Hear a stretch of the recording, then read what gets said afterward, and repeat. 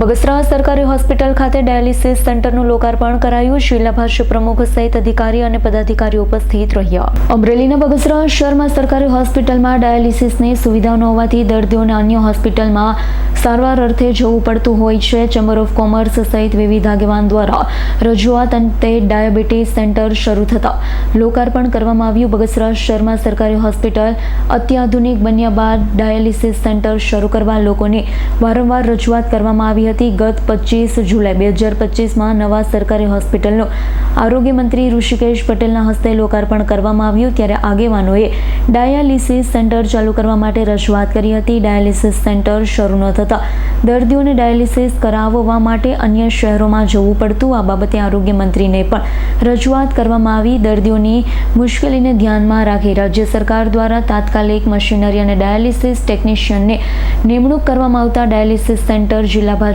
પ્રમુખ અતુલભાઈ કાનાણીની ઉપસ્થિતિમાં લોકાર્પણ કરવામાં આવ્યું. ડાયાલિસિસની સુવિધા સરકારી હોસ્પિટલમાં થતા હવે દર્દીઓને અન્ય સારવાર અર્થે નહીં જવું પડે. દર્દીઓએ રાહતનો શ્વાસ લીધો.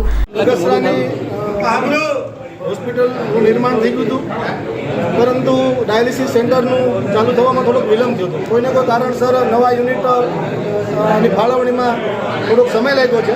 પરંતુ આજે બગસરા હોસ્પિટલને 2 યુનિટ ડાયાલિસિસના સરકાર તરફથી પ્રાપ્ત થયા છે.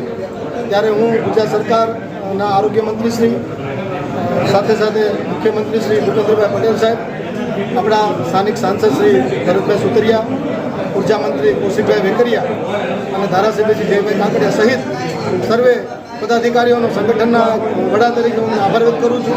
બગસરાની જનતા માટે સુવિધા માટે ખૂબ સારી આરોગ્ય સુવિધા બગસરાની જનતાને પ્રાપ્ત થશે અને અહીંના દર્દીઓને, જરૂરિયાતમંદ દર્દીઓને અમરેલી સુધી કે રાજકોટ સુધી લાંબુ નહીં થવું પડે.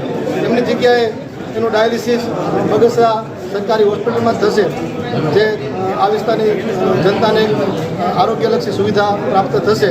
તે બદલ હું ફરી વખત ગુજરાત સરકારશ્રીનો ખૂબ ખૂબ આભાર વ્યક્ત કરું છું. અશોક મણવરનો રિપોર્ટ, S9 ન્યૂઝ, અમરેલી.